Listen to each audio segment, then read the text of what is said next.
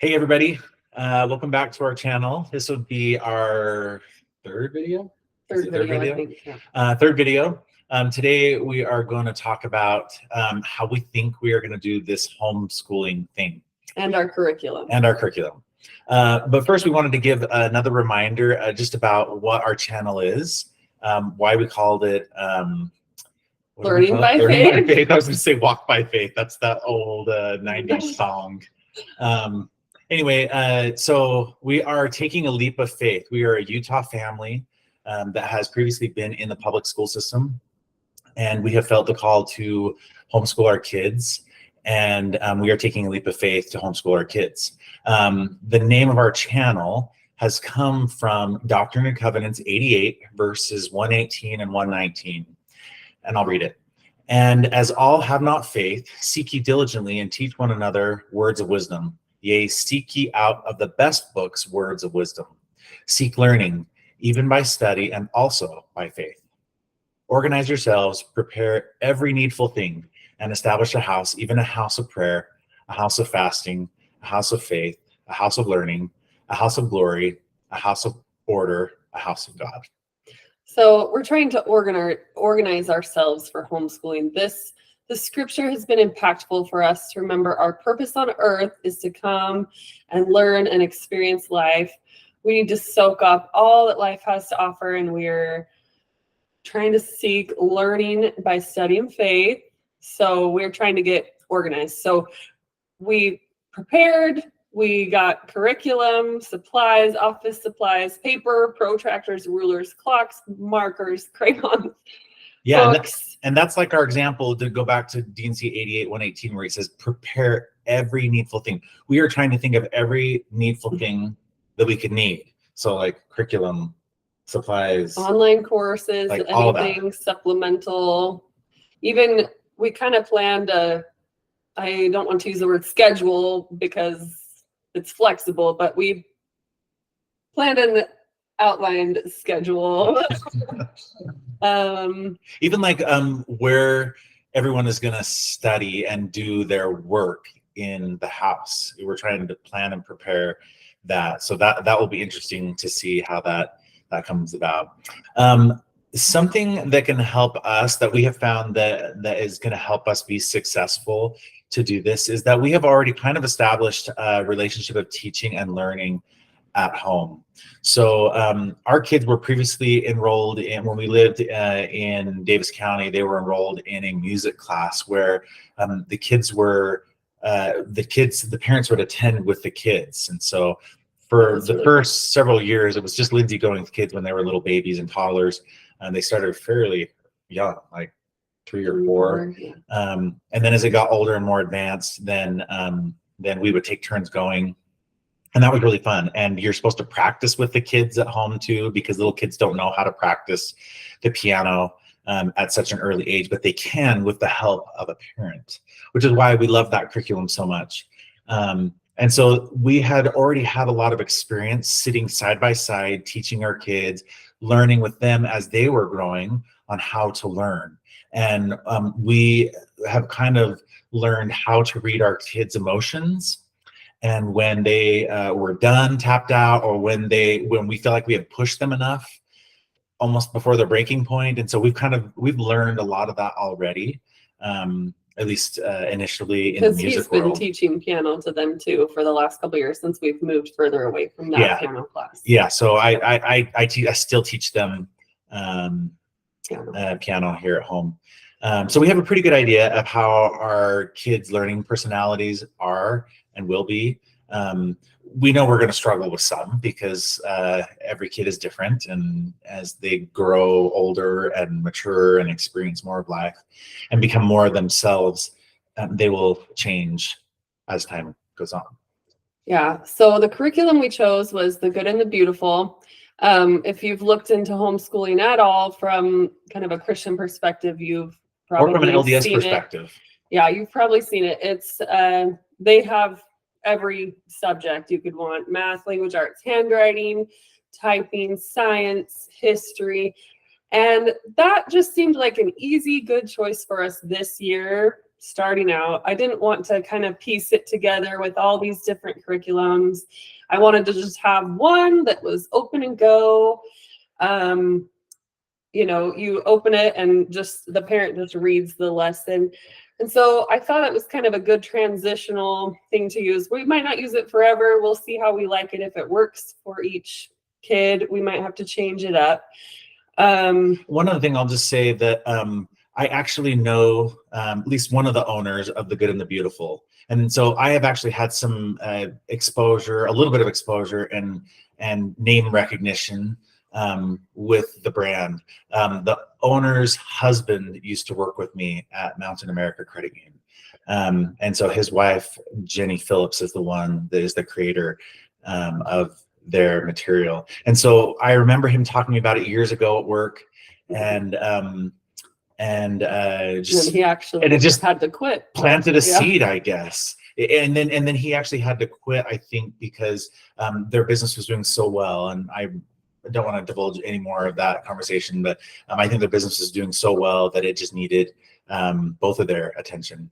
And so they're a fantastic family. They are an LDS family, but they have tried so hard to make it more generic Christian, and so that it will appeal to all Christians. But it's created, the content creators are right here in Utah, so which is really good and reassuring to members of the Church of Jesus Christ Latter-day Saints to know that another member of our church has created the content. So I think that's another reason why we ended up for sure. And so we're using The Good and the Beautiful for language arts, math, typing, handwriting, history, science, and personal reading. And just to give you an idea of what it is. This is so good. We can't wait to share it. This is some of the reason why we chose this curriculum. This is from the Level 2 Language Arts book, and it just it's talking about using complete sentences to write and answer questions.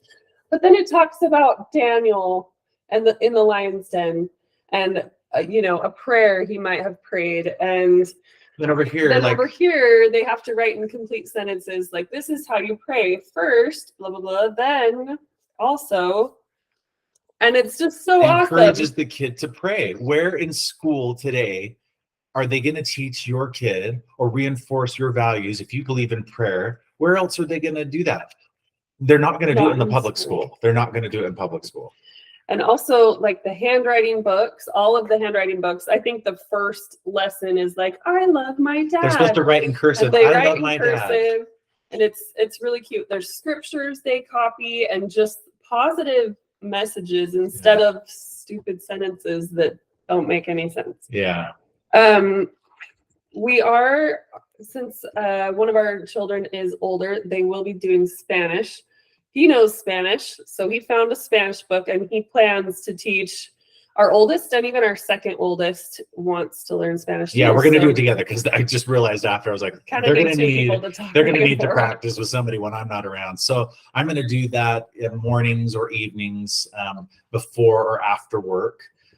We're going to have a Spanish lesson, and then they'll have to practice it. And then they have some online resources where they will do some quizzing and stuff on words, how to spell things, and just how to enunciate things. And that online resource is actually called IXL. If you've never seen IXL, go check it out, IXL.com. It's got everything. We're using the math and the Spanish. Yeah, they actually used it in public school last year, and we were like, oh, this was kind of nice. It quizzes the kids in a way that it doesn't let them move on until they understand the concept and have mastered it. So we're actually kind of supplementing math a little bit with that, just to run problems. And that's one thing I wanted to comment too. Like, if you're using The Good and the Beautiful, we are using IXL for extra supplemental math, just to make sure that they're understanding and really learning the math, and to have quiz questions like that.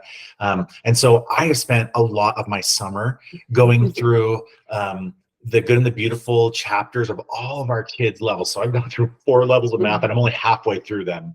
And then I'm trying to find the IXL codes for the corresponding, similar types of questions that match up to the lesson. So it's a lot of work. I put in a lot of work. If anyone at The Good and Beautiful has those codes already matched up, I would appreciate one of those. If not, in a year, make a comment or reach out to me, and I'll share with you what I have done.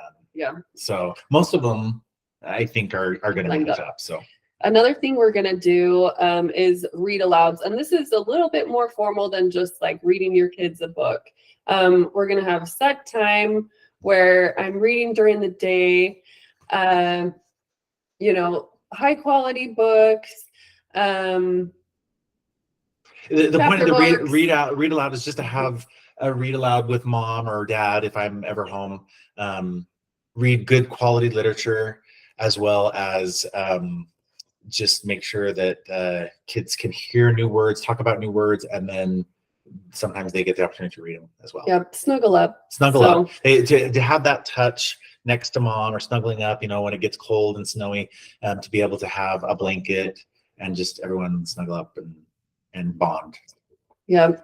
So last week was the first week of public school in our area, and we decided to, since we didn't have to start that day, we decided to go camping and start the week after.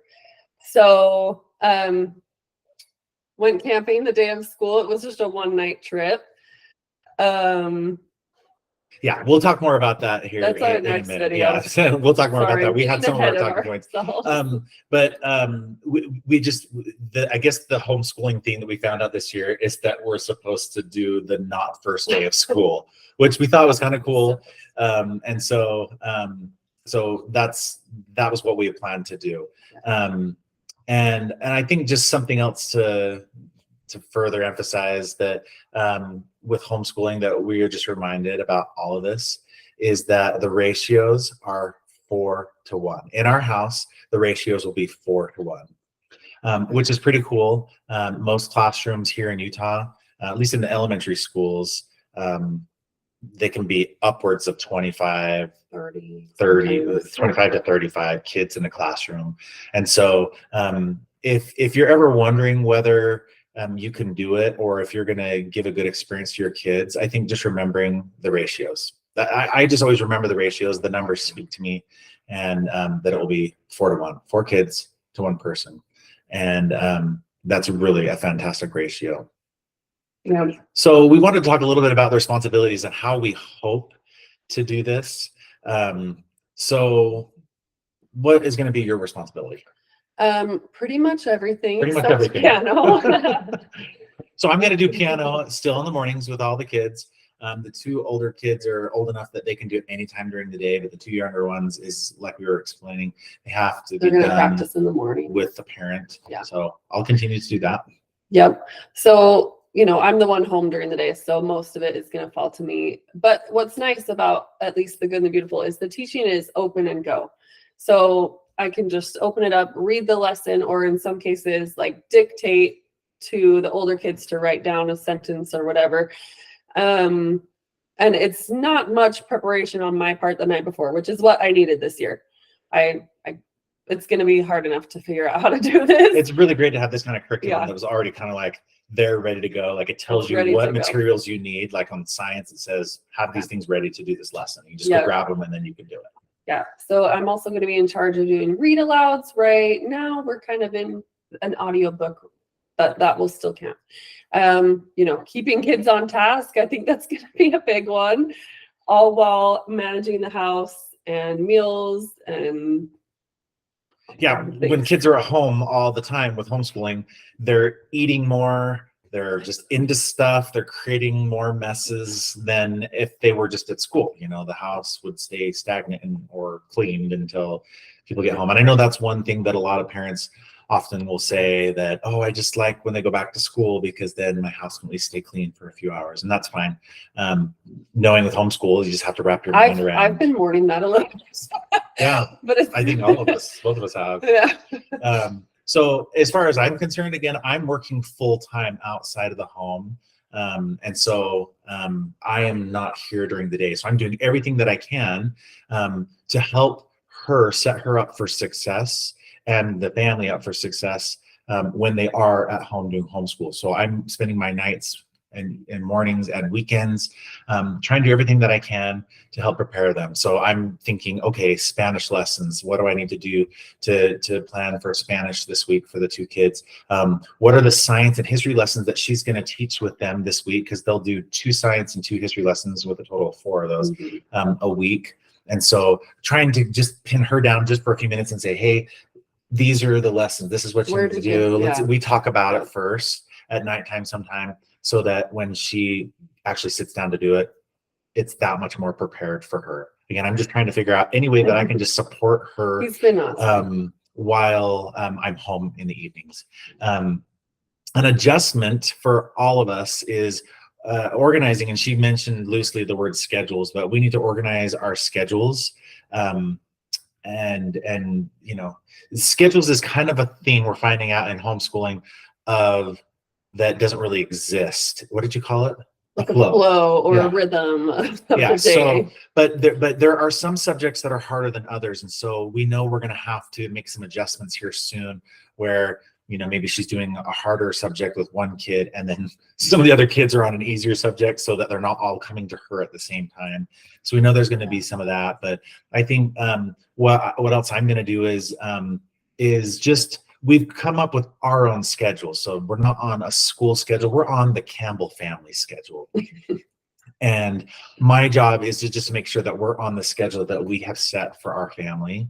And I want to be able to check in with kids when I come home in the evening, and just say, hey, let's look at your math book. Let's look at your language arts book. Did you get stuck? And what questions do you have that maybe mom hasn't been able to answer yet? Or, you know, let's talk about it more. Let's read more, or let's talk more about whatever you were learning. Yeah. Today. And like the schedule we have laid out is very flexible. It has wiggle room of about 2 to 3 weeks that, you know, if we go on vacation or someone gets sick, and there's wiggle room. We hope to finish by, you know, the end of the public school year. Yeah, that's our goal. So but we could go into the summer if kids are taking longer. So. Yeah. There's really no, you know, official end time. I could see why some homeschoolers go year round, just so that they can always keep going and not have to like start and stop again. And anyway, so I think the beauty and magic of homeschool is that each kid can go at their pace. They can go, if some go faster, great. If some go slower, that's fine. Certainly if they go too slow, that's when we would want to say, hey, you know, let's do some extra work, extra time with them, so they can get up to, again, that schedule that we have decided for our family. So that's kind of sums up how we think we're going to do it. And so again, just like last time, I think we would just say we could appreciate any prayers, any positive thoughts or comments. Please send them our way. Again, we are taking a leap of faith, and we are trying to document this leap of faith in hopes that we can inspire and help others that are members of the Church of Jesus Christ Latter-day Saints who want something more, and want a different or better outcome. Feel called to do this too, but are scared, like we are. We're learning together, and we're walking by faith. I love that song. I walk by faith. So our next video, we'll be talking about our first week. We've completed our first week, and we will let you know how it went. Okay, see ya.